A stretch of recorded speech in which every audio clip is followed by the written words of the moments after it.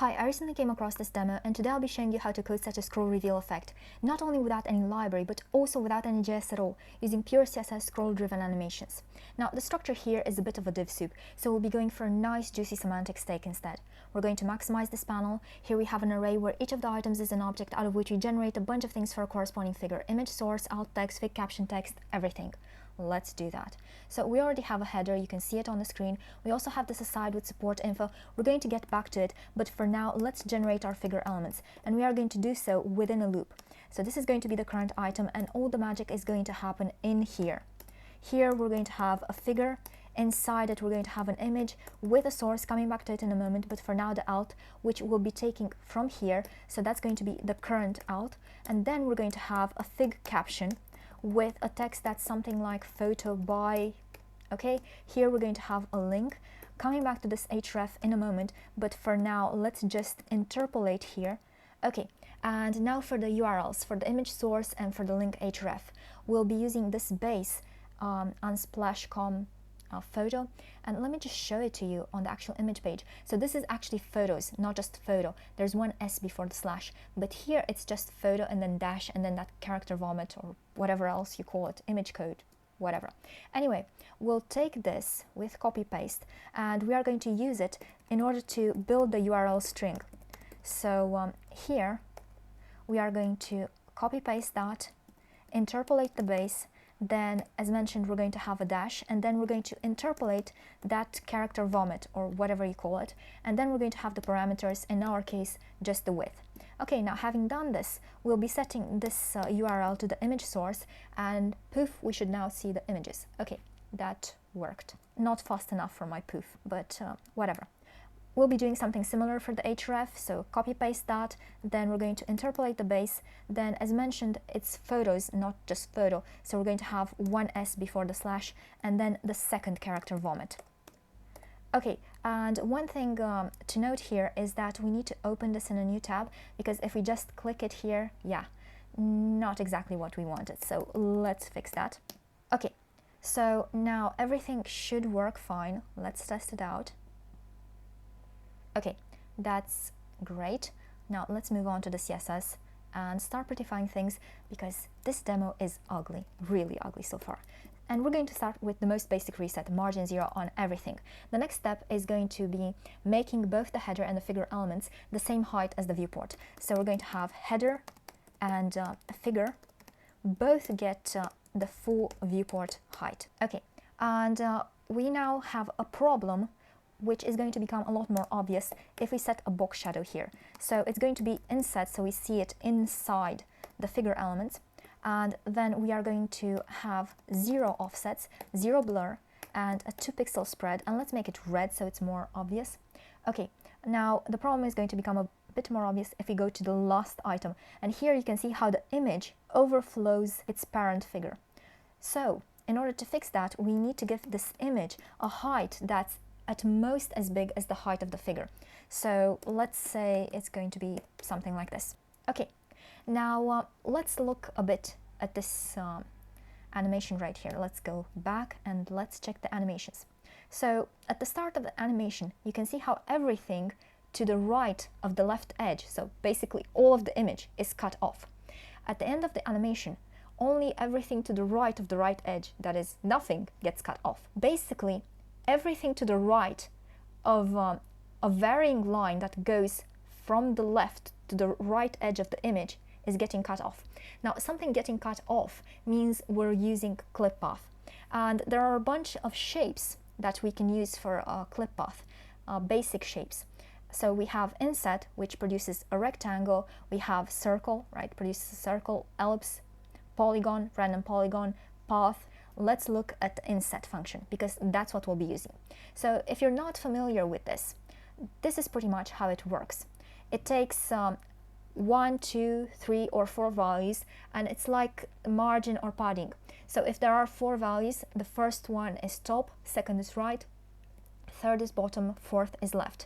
If there are 3 values, first one is top, second one is lateral sides, left and right, and third one is bottom. If there are 2 values, it's the vertical ones, the first value, and the lateral ones, the second value, and if it's just 1 value, all of them take the same. And these distances, from where are they measured? Where they're measured from the edges of the border box, the border limit. If you remember the box model, right, we have the content box, inside the padding box, inside the border box, right? And each of these boxes has a limit. So we have this content limit, we have this padding limit, we have this border limit. Now those distances, positive are going inside, negative are going outside. So in our particular case, the distance from the top, the distance from the bottom, and the distance from the left are always going to be 0. And the only one that's varying is the distance from the right. So we start from the point where the distance from the right is basically the entire element, so 100% the width of the element. And the animation ends where the distance from the right is basically nothing, 0. So let's see that, put it into code. We're going to have clip off, inset, top is going to be 0. Let's say that right is going to be 50%. Then we're going to have bottom 0 and then left 0. Let's see that. Okay, so at 50%, half of the image gets cut off. The right half gets cut off. If only 5% gets cut off, so that's like just a tiny slice on the right side getting cut off. If 95% gets cut off, that's most of it getting cut off. If 99% gets cut off, you can see, you can barely see it anymore, right? And if it's 100%, then all of it gets cut off and you can't see anything anymore. So let's create that animation. We are going to have a set of keyframes, animation, and we start from this situation where everything to the right of the left edge gets cut off. And let's see our animation. 1 second, infinite, and this is not going to work properly, but you're going to see it in just a moment. And you can see we have this flickering and we don't have that smooth animation. And why is that? Because we can only animate in between two very similar shapes. So we can only animate in between two inset values, in between two circle values, in between two ellipse values, in between two polygons with the same number of points. Okay, and in this case we are animating from this clip off to none, and that doesn't work properly. We just have this abrupt change, and this is not what we want. So we need to set here clip off, inset. This is starting to look like something, but it's just happening just like that. It's not happening on scroll. So how can we make it happen on scroll? Well, we can start by using scroll-driven animations and using the view progress timeline. This is a very big article on the topic, and I'll be linking to it in the description. I'm not going to go into details what's in the article. You can read it. We'll just be taking this. So we'll be using the animation timeline view. And now if I just copy paste that animation timeline view right here, okay, and now I start scrolling, it doesn't work. And it doesn't work because we have infinite there. Let's take it out. And if we take it out and we start scrolling again, you can see how, okay, but this is not quite right. Okay, and you can see how this one doesn't get revealed all the way to the end, which again is not what we want. We want to actually trigger this transition, because it's not going to be an actual animation. We want to trigger this transition on scroll. So how do you do that? Well, for this animation, we're actually going to flip a value from 0 to 1. And you may remember this article that I wrote on dry switching. So this is basically use a single CSS custom property to make the difference between two different states. So there's a single CSS custom property making the difference between this widescreen view and this narrow screen view right here. Okay, so in this case, narrow is 0. In this case, narrow is 1. So basically just flipping a switch. So we have this switch variable which goes from 0 to 1. Let's do that. So our switch variable is going to be 0 here, and then we're going to compute its complementary, and this one is going to be 1 minus our switch variable, right? And then we are going to have an animation keyframes K, and this one is going to go to K1. Change it there because I cannot type. We are going to be taking this one from here, right, and we are going to make it depend on K. Actually, it's going to be J, so this one is going to be calc J. Okay, and we'll be taking this out of there. Okay, and that was going to be K. Now for the header it doesn't really matter, so we could just put this on a figure, right?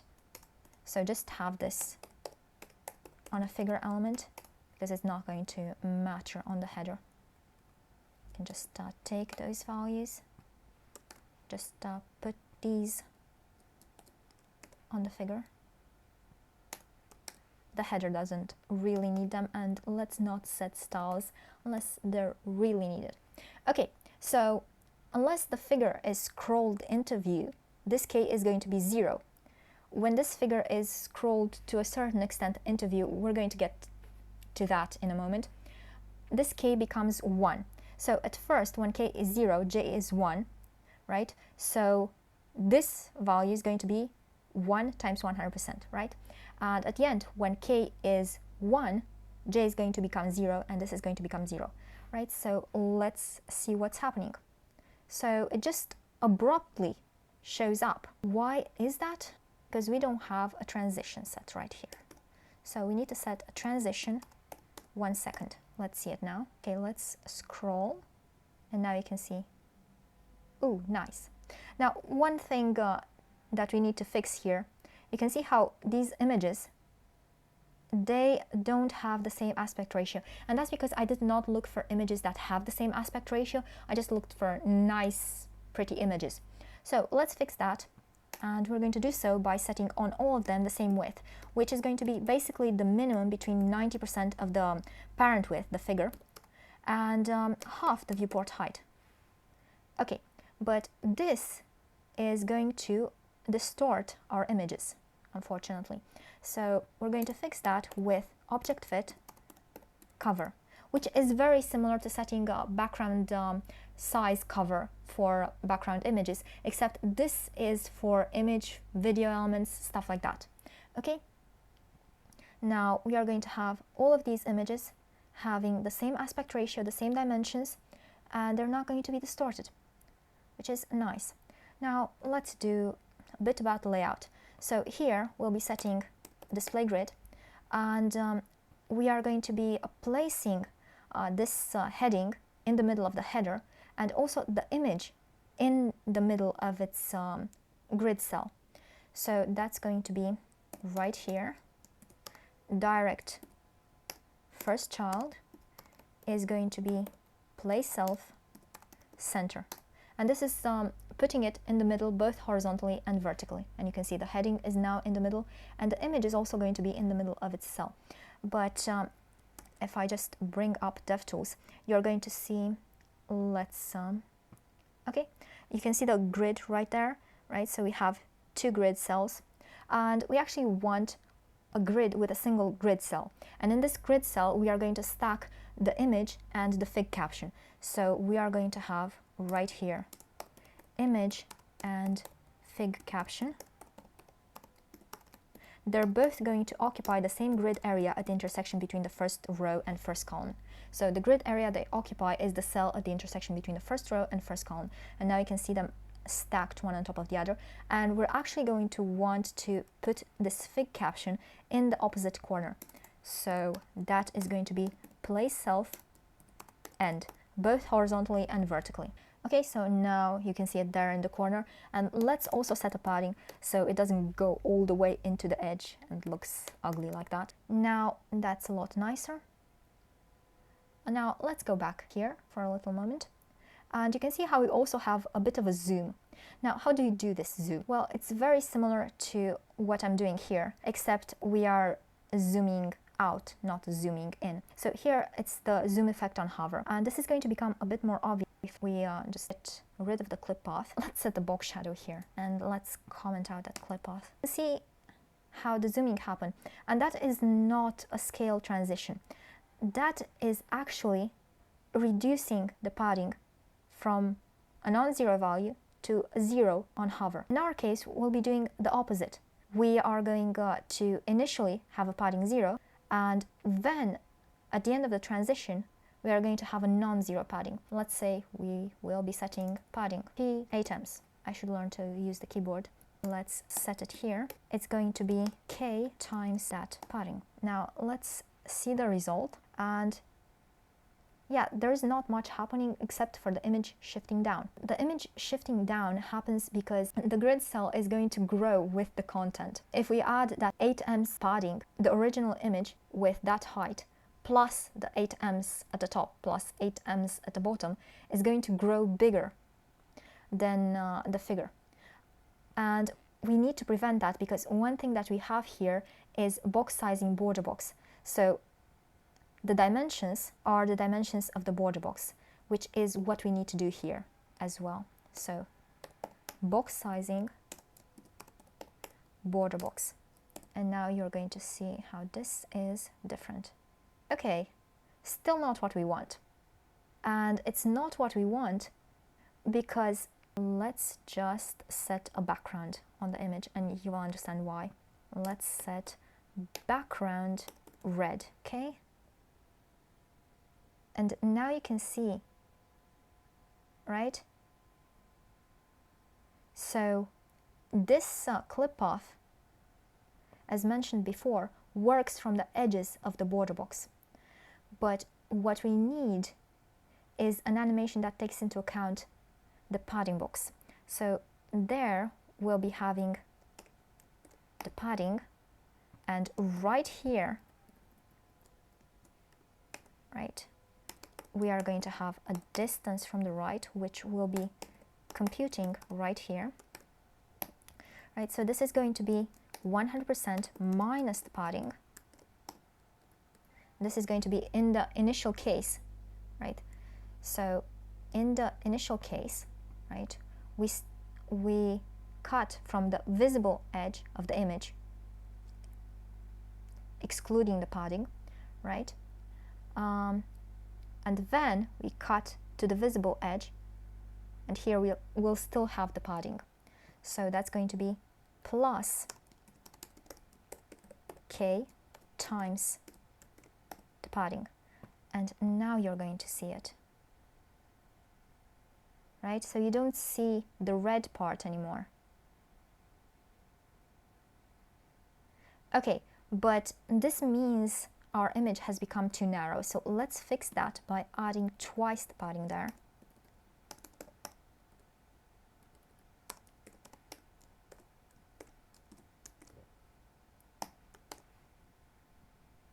Okay, so now let's see it. Okay, it's becoming better. But something else I don't like is I'd actually like to have a bit of like scroll snapping, so it doesn't like start this animation somewhere in the middle. And of course I can control the animation range. Animation range is again something else that's being discussed in this demo. Does it actually have the code for it? No, it doesn't have. I mean, it does have a bit right here, so we could take this and you can see what the entry is. So the entry is the range during which the principal box is entering the view progress visibility range. Now in our case, since our box, the principal box, is the figure which has the same height as the viewport, a lot of these are going to be the exact same thing. So yeah. But in our case, let's say we're going to have entry 80%, 80%, because we just want a sharp change. And it's going to be sharp change anyway because we haven't registered this custom property. Normally, if we want to use a keyframes animation for a custom property, we need to register that custom property. Otherwise, it's just going to abruptly flip in the middle of the animation. But in our case, we want this K to abruptly flip from 0 to 1, so it doesn't really matter. Registering it, not registering it. Okay, and actually we can just use a cutoff there. So we're going to have a cutoff C, right? And this is going to be 80% or something else. but as mentioned before, we want to have a bit of scroll snapping, right? So this I'll be linking to this, the concepts of scroll snapping, but for now I'll just be copy pasting some of that code, scroll snapping code. I'll actually take all of this and copy paste it all. So okay, there's one more thing that we need here, the scroll snap align. Okay, this is going to be on the figure and the header, right? So yeah. Okay, let's actually have some smooth scrolling. So add the smooth scrolling, and now let's see it. How does this work? Okay, now it doesn't work, and that's because right here we need to add a fill mode, so it needs to be forwards or both. I prefer both because it's shorter to type. Okay, so let's see it now. Okay, looks nice. And now something else. We want this repeat to be the same height of the header and figure, so we're just going to set that scroll snapping distance, right? And set it there as well, and make the height of the images depend on it. So let's say that the height of the images is going to be 1.5 times that scroll snapping distance. So the height right there, right? And then we're going to make the padding depend on this. So if we want our image to be the same height as the figure container, then we're going to have half, right? Half of the image height minus the scroll snap distance. And oops, sorry about that. What the hell have I done? Okay, if I just okay, that worked. Okay, now let's scroll,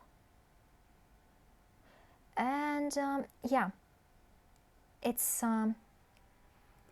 the grid cell is overflowing the figure, and we don't want to do that.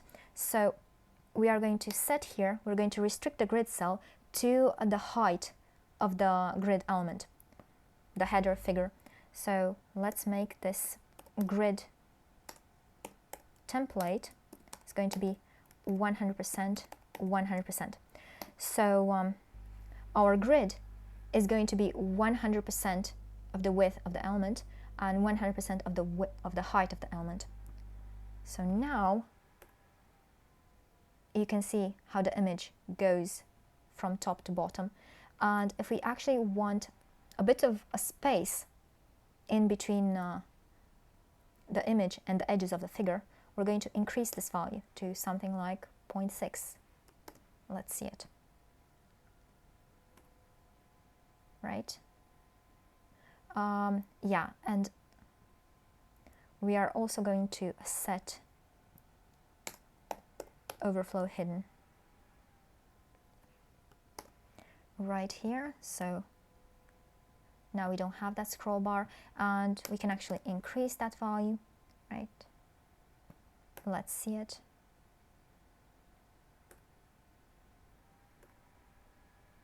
Nice. Okay, now having done this, let's prettify things a bit more. Let's say font, something like that. Let's also set a background. Let's say that's going to be something like that. Let's say the color is going to be something very light, right? And then for the heading, we are going to increase the font size. So this is going to be a clamp, and we're going to go from something pretty small, something like that. Okay, we are going to restrict its width, so it's going to be max width, I don't know, 12 ems, something like that. Okay, we are also going to have text align center there. We are going to set the color of the text, and we'll be taking a value from there. So we'll be taking a blue from there. Let's see it. And inside this heading, as you can see right here, we also have a span. So we'll be giving that span a different color. So we're going to have, if I could type, that would be great. Span is going to get a different color. We're also going to take it from this color scheme right here. And also for the links, so they're both going to get that color. Let's scroll down and you can see the link in that color. And yeah, we're going to want to get rid of that background for the image. Okay, and then also when it comes to prettifying here, yeah, I think I'll leave it like that. But something else I'm going to want to do is have different backgrounds for these figure sections. So, and we're going to want those backgrounds to be generated from these images. So we'll be taking this URL, and in a style attribute right here, we are going to set a custom property URL. Yeah, we need to interpolate that. Okay. Now, in case you're wondering why we can't have URL var, that var inside, that's not going to work. We need to, the custom property needs to be the whole URL function. Okay, and now for our figure elements, we are going to have a background that's going to be that URL. It's going to be in the middle, and we're going to use cover. Now, if we had support for a very nice function called the filter function, so applying a filter just to image layers, we could do something like that. Blur 30 pixels, right? Unfortunately, this does not work. It does not work in Chrome, and it does not work in Firefox. It only works in Safari, and Safari does not support scroll-driven animations. There is a bug for Chromium browsers, there is a bug for Firefox. I'll be linking them in the description. You can leave comments with your use cases, and okay. So, since that does not work, unfortunately, we are going to need to resort to a pseudo element. So here we're going to have before content, right? It's going to get a background that's going to be a semi-transparent white. Actually, we can make it a semi-transparent red for now. Let's see it. Okay, we are not seeing it because it's being relegated to a 0 size grid cell. But if we actually stack it with the image and the fig caption, we should see it. Okay, we now see it. Good. Now here we'll be setting backdrop filter, right? Blur, a very big blur. Okay, but now let's make this back white. Let's make it a lot more transparent. And let's see the results. Okay, and we still have that box shadow, that red box shadow, which is ruining things now. Let's get rid of it. And it should everything be much nicer. Okay, so yeah, this is already starting to look a lot better. But if you see, we've lost the text right there. And that's because this before now shows up on top of the fig caption. So let's fix that.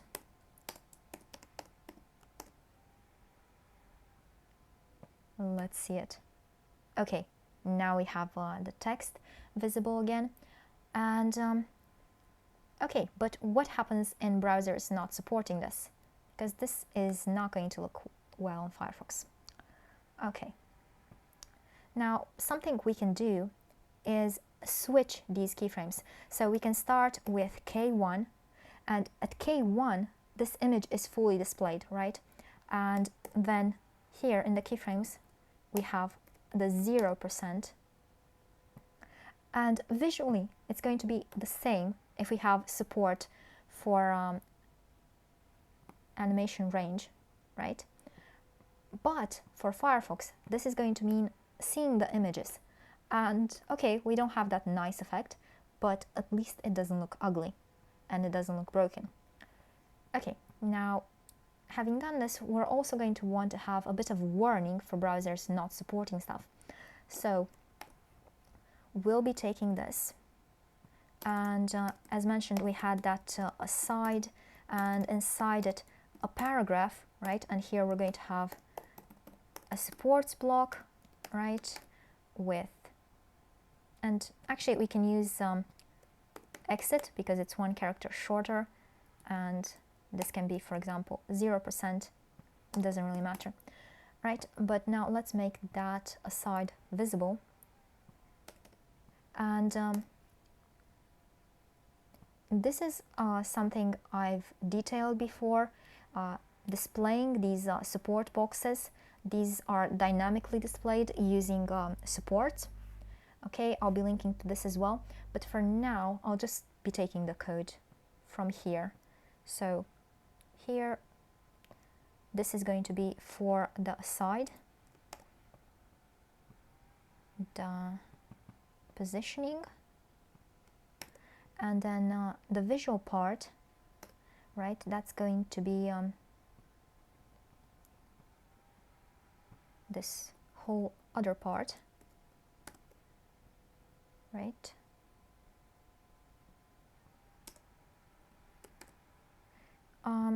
I don't think I'm gonna need that.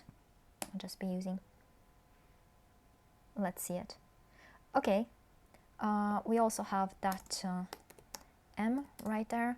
Let's set display block and let's set text align right. Okay, and let's also set a font size,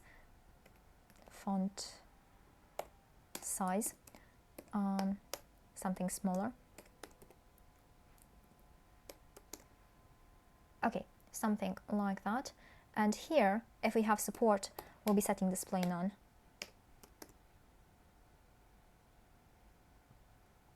Okay, but now if we check it in Firefox, we'll be seeing this. Okay, that is good. Yeah, something else we could set there is code font. Actually, don't I have that right here as well? Oh, I do. So let's actually take the styles from here.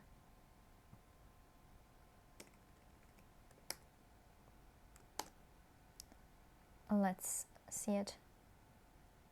Okay, much better. Let's prettify those.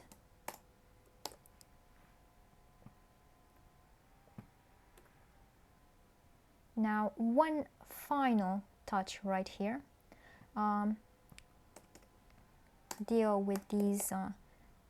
So let's say clip path is going to be half a second, and we're going to have a bit of an ease out effect, and padding is going to be a bit longer, and it's going to have an ease in out effect. Let's see it. Okay, and we could actually use some easings from here, so use the cubic one from here, right? Copy paste it. So the animation part of demos is a bit, I mean, always it's just an afterthought for me, because it's not a part I have a feel for, so I'm just using these easings out of the box. So I just use the values, maybe tweak them a tiny little bit, but usually not. So yeah.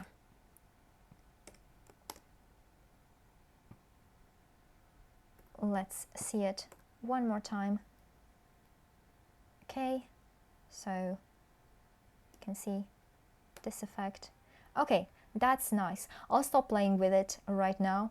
I hope you've enjoyed this video, and if you like the work that I've been putting out for over 10 years now and you want me to be able to do more in the future, please consider supporting it. You can do so by being a cool cat and becoming a patron on Patreon. The link is going to be in the description, or if monthly support is not your style, there's the option of a one-time donation, or you can get me a gift. There's also going to be a link for that. Or you could at least share this to show the world what can be done with CSS these days, because honestly, I think it's pretty damn cool. In any event, thanks for watching. The links for everything are going to be in the description, and I'll see you next time. Bye!